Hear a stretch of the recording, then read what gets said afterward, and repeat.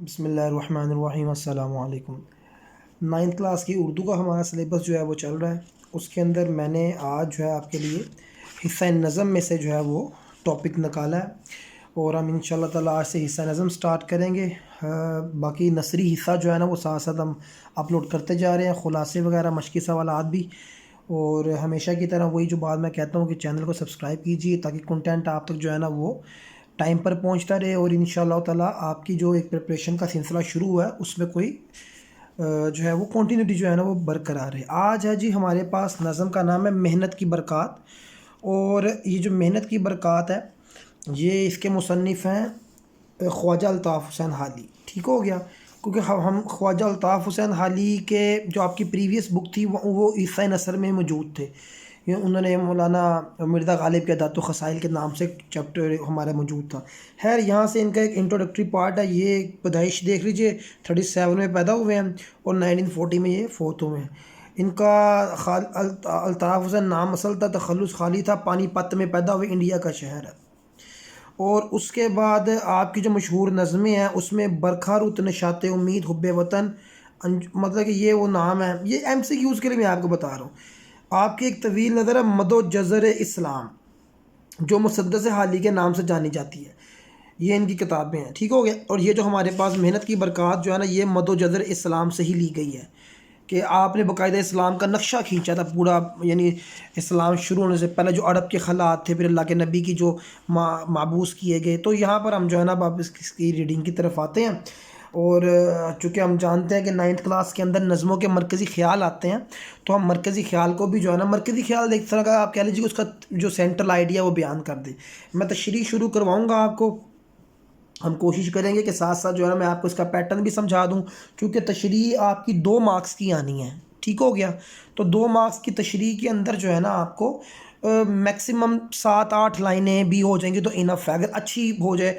اگر حوالے کا شعر ہو جائے تو ویری ویری ویل ہے، لیکن اگر یہ ہے کہ آپ نے تشریح اچھی کی ہے تو آپ کو نمبر پورے مل جائیں گے۔ پہلے ہم قطعے کی طرف چلتے ہیں۔ یہ 1 2 3 4 5 6، یہ جو 6 شعروں والی، یہاں پر میں آپ کو ایک اور پوائنٹ بھی بتا دوں، جیسے ہمارے پاس یہ کچھ اصناف نظم ہے اور اصناف غزل ہیں۔ جیسے کہ ہمارے پاس اب یہاں پر آ جائے گا مسدس، چونکہ یہ مسدس خالی سے لی گئی ہے تو ایسی نظم جس کے ہر بند 6 مصروں پر مشتمل ہوتا ہے، تو یہ بھی ہم نے ایک ایسا آپ کہہ سکتے ہیں ایز ایم سی کیوز کے طور پہ چیز آپ سے پوچھی جا سکتی ہے۔ اب آ جائیے انشاءاللہ بسم اللہ کر کے شروع کرتے ہیں۔ مشقت کی ذلت جنہوں نے اٹھائی۔ مشقت کی ذلت کا مطلب ہوتا ہے کہ جنہوں نے جو ہے نا وہ کوشش اور جد و جہد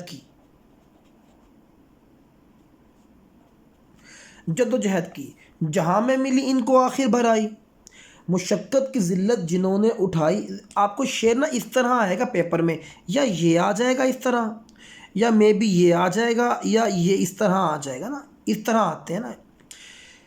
تو ہم تو ویسے میں آپ کو شعر کی ہی تشریح کرواؤں گا عمومی طور کے اوپر، جو آپ کی گائیڈز وغیرہ ہوتی ہیں، جو بھی کی بکس ہیں وہاں پر پورے بند کی پورے اس کی نا 6 مصروں کی ہوتی تشریح، تو میں علیحدہ علیحدہ آپ لوگوں کو سمجھا دوں گا۔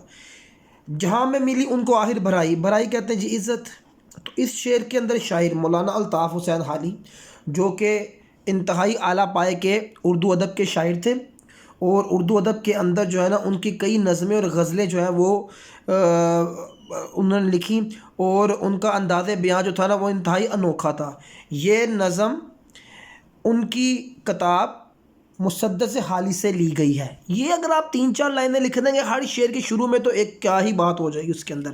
میں اس کو باقاعدہ ریٹن فارم میں بھی لکھ کے دے دوں گا آپ لوگوں کو۔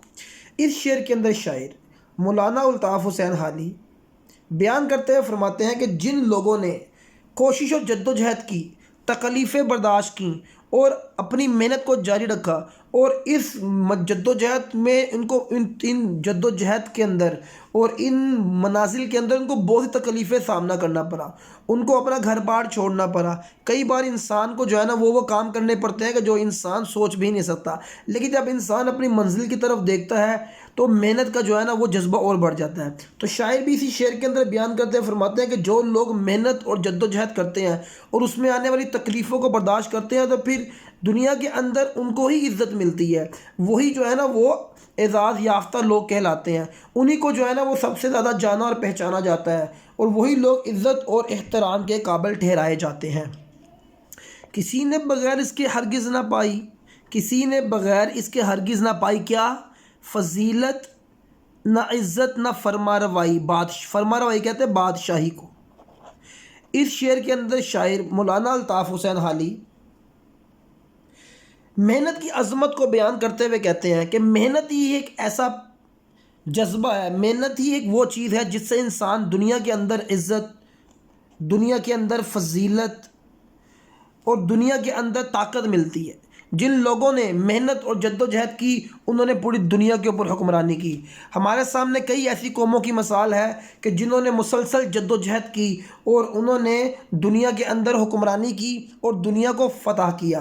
محنت سے انسان وہ کام بھی سر انجام دے دیتا ہے جو عام حالت کے اندر انسان نہ کر سکتا ہو۔ محنتی لوگ ہی اس دنیا کو بدلنے والے ہوتے ہیں۔ اگر ہم تاریخ کا مطالعہ کریں تو ہمیں پتہ چلتا ہے کہ وہ لوگ جنہوں نے دنیا کے اندر کوئی عزت، شہرت، بلندی پائی، انہوں نے محنت کے بل بوتے پر ہی۔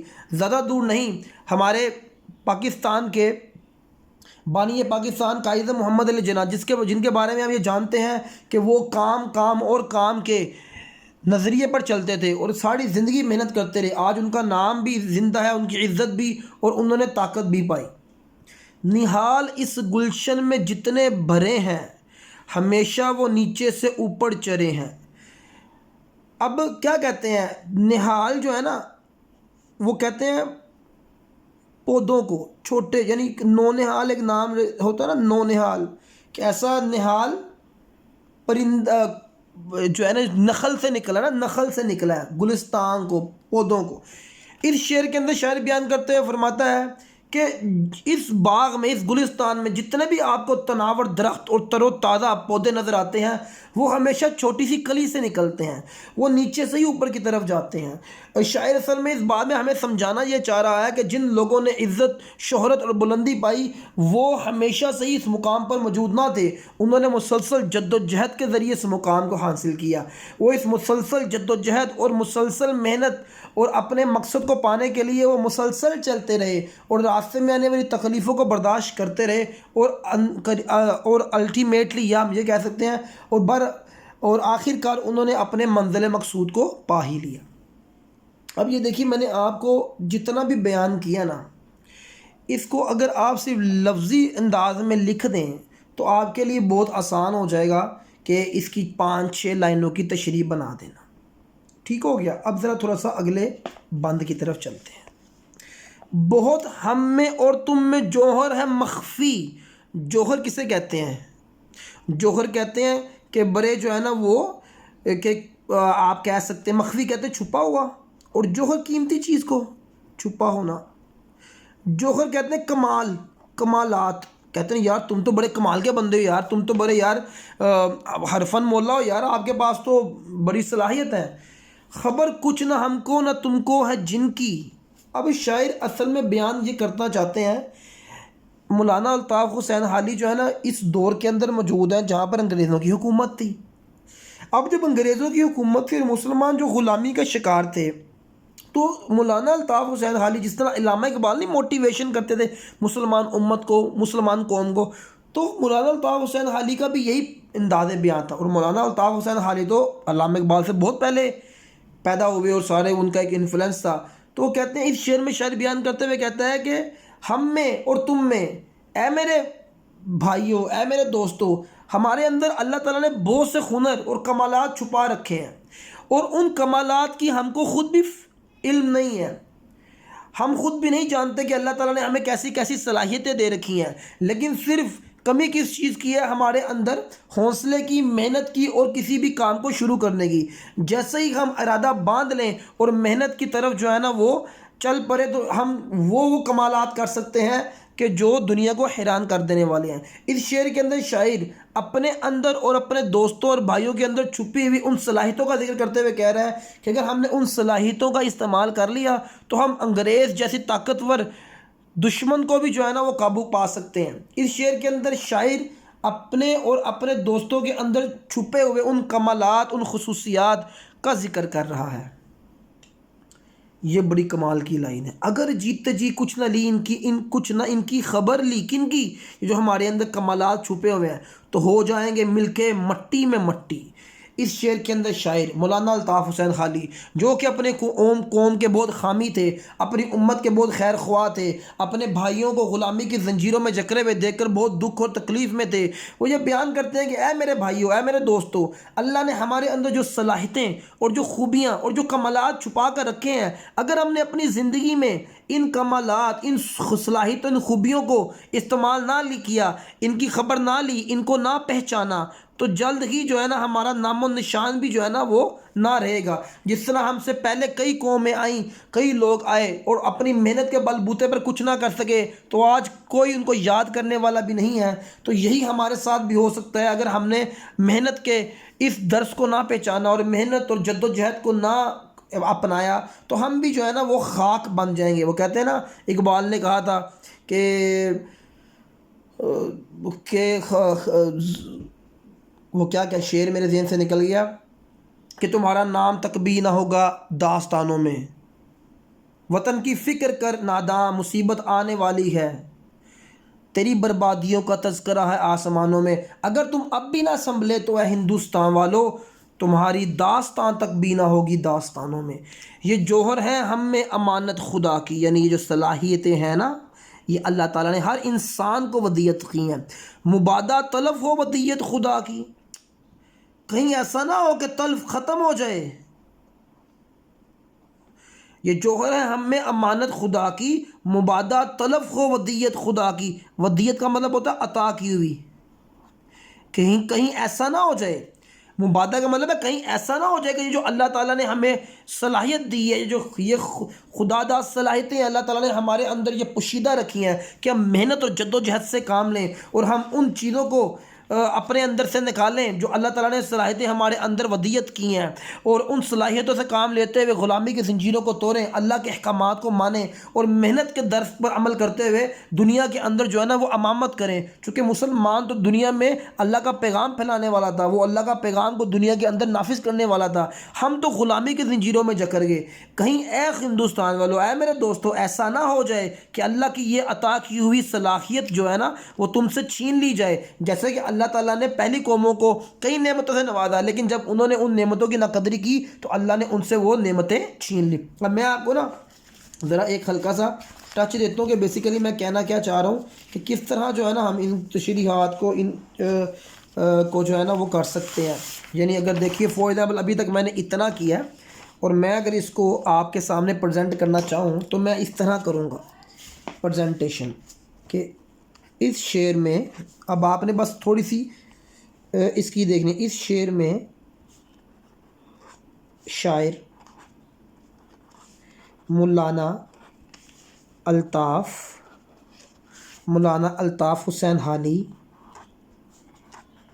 جو کہ اردو ادب کے اعلیٰ پائے کے شاعروں میں سے ہیں۔ یہ دیکھیں نا، یہ 3-4 لائنیں جو ہے نا ویسے ہی آپ کے پاس ادھر سے آ گئی۔ یہ نظم ان کی کتاب مسدس حالی سے لی گئی ہے۔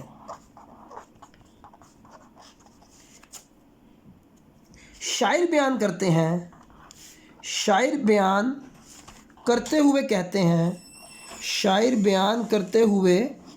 کہتے ہیں، اب دیکھیے یہ میں نے بیان کر رہا ہوں، اب دیکھیے کیا ہے جی، مشقت کی ذلت جنہوں نے اٹھائی، جہاں میں ملی ان کو آخر برائی، کہ جن لوگوں نے جد و جہد اور محنت کو اپنا انداز زندگی بنا لیا، جن لوگوں نے محنت کو اپنا انداز زندگی بنا لیا اور اپنی منزل کو پانے کے لیے ہر تکلیف برداشت کی، ٹھیک ہو گیا، اور ڈٹے رہے، انہی لوگوں کے مقدر میں اب دیکھیے نا، جہاں میں ملی ان کو، انہی لوگوں کے مقدر میں عزت اور شہرت آتی ہے۔ یہی لوگ پھر دنیا میں ہمیشہ کے لیے زندہ و جاوید ہو جاتے ہیں۔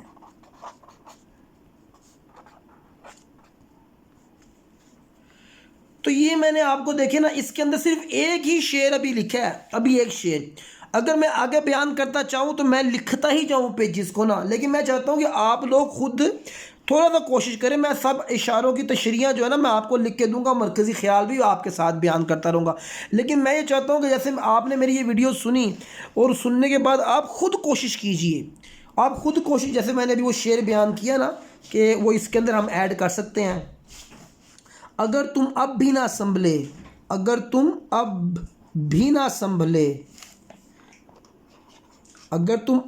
سنبھلے تو اے ہندوستان والو تمہاری داستان تک بھی نہ ہوگی داستانوں میں۔